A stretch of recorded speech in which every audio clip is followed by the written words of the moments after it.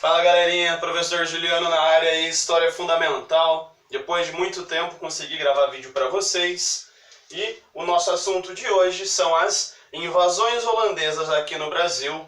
Mas antes disso, se inscreve no canal, dá seu like, compartilha o vídeo e vamos lá, bora!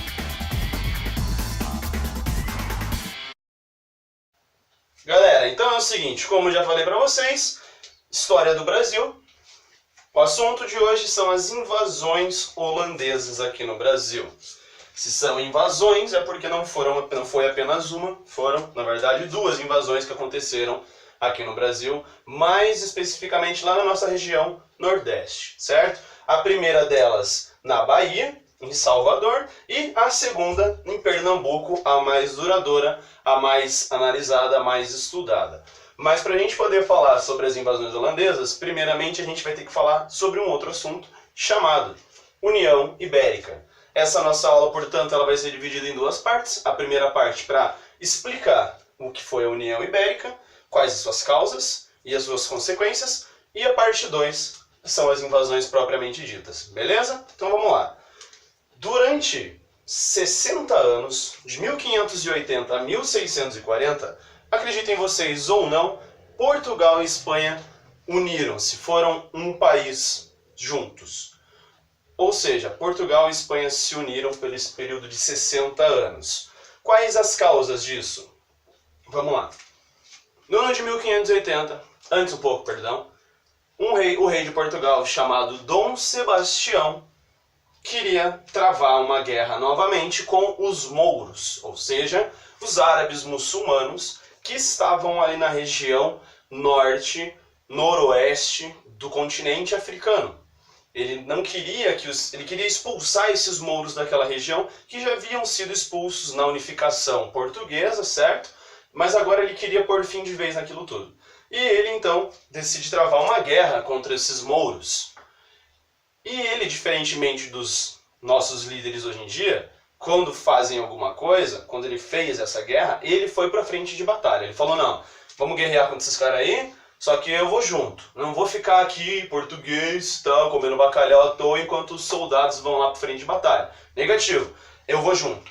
Então, o Dom Sebastião embarca com as suas tropas nos navios e vão até essa região norte, noroeste do continente africano para combater os mouros. Ou seja, o cara era macho mesmo, foi lá e foi atrás dos caras para tentar expulsar. Porém, o que vai acontecer? Durante essa batalha, Portugal aqui, comandada por esse rei Dom Sebastião, em uma dessas batalhas o rei Dom Sebastião some. Morre, é estraçalhado, não se sabe o que aconteceu com esse cara. Sumiu. O senhor foi abduzido por alienígenas? Aí está assistindo muito History Channel. E então esse Dom Sebastião morreu. O que acontece? Era uma monarquia hereditária. Uma monarquia mono Arquia, poder, governo, portanto, o poder na mão de uma pessoa só. No caso de Portugal, quem era? Dom Sebastião. E além disso, era uma monarquia hereditária. Portanto, passava de pai para filho. E o Dom Sebastião não tinha rei. Não tinha rei, desculpa, não tinha filho. E, portanto, não tinha quem assumisse o lugar dele. Quem foi assumir o trono português, então, foi um tio do Dom Sebastião, um senhor já de 60 e poucos anos de idade, que era um padre, e assume, então, o trono português por apenas 2, 3 anos. Qual que é o problema?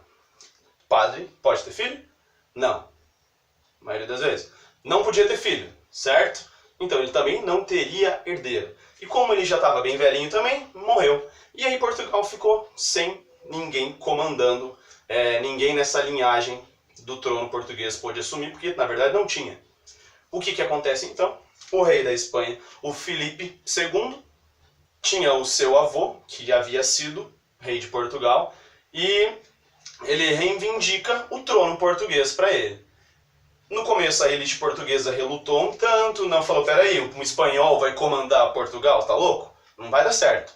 Mas depois de alguns acordos, negociações e tal, o rei Filipe II assume então o trono de Portugal. Olha só o que aconteceu. Lembra lá do começo das aulas de grandes navegações? As duas maiores potências do mundo no final do século XV e início do XVI são Portugal e Espanha.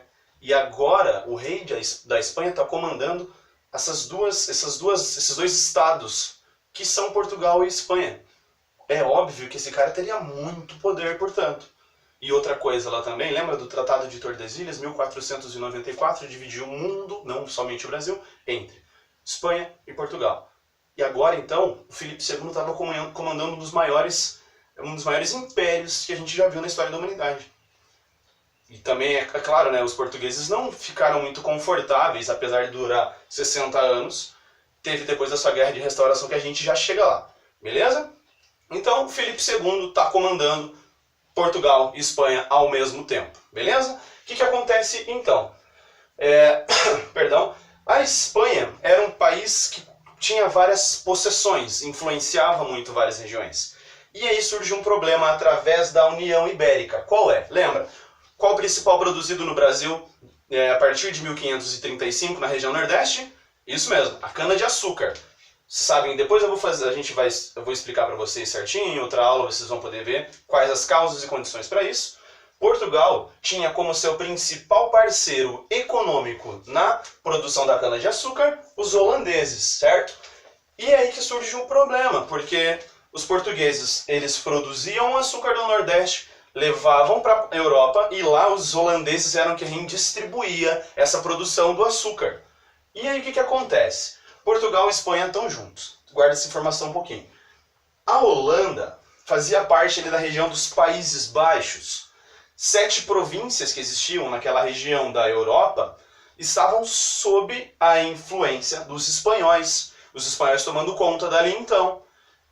Dentre essas 7 províncias, ali a gente tem a região da Bélgica e da Holanda. Os holandeses então começam um movimento para se tornarem emancipados, independentes. E através do Tratado de Utrecht é que os holandeses vão se tornar um país como a gente conhece. 1581, então, os holandeses vão conquistar a sua própria independência. E é aí que surge o problema. Os espanhóis falaram, quer se tornar independente? Então tá firmeza. Só que o que vai acontecer? Lembra lá aquele parceiro que vocês tinham econômicos? Quem que era? Portugal. E olha só, Portugal e Espanha que estão juntos, a Espanha não vai mais permitir que os holandeses, agora emancipados, comercializem com os portugueses. Ou seja, os holandeses vão se enfraquecer economicamente. Mas eles não vão deixar barato, não. Os holandeses não vão deixar os espanhóis saírem ganhando tanta vantagem assim. O que vai acontecer então? Os holandeses criam uma Companhia das Índias Ocidentais, que, se não me engano, aparece inclusive nos filmes do Jack Sparrow, lá dos Piratas do Caribe. Se não é a Companhia das Índias Ocidentais, é a Companhia das Índias Orientais. Mas enfim, então os holandeses falam, vocês estão querendo enfraquecer a gente? Beleza, então, o que a gente vai fazer? Não vamos apenas comercializar, vamos invadir o local onde é produzido esse açúcar aí no Brasil, para poder também dar um contragolpe aos espanhóis que estavam dominando a União Ibérica nesse período. Beleza, galera? Essa é a nossa primeira parte da aula, até aqui para vocês entenderem quais as causas que levaram os holandeses a vir invadir o nosso Nordeste brasileiro. Na nossa próxima aula, as invasões propriamente ditas de Salvador e de Pernambuco. Beleza? Um abraço, se inscrevam no vídeo aí, se inscrevam no canal, dá like, compartilha, é isso aí, falou!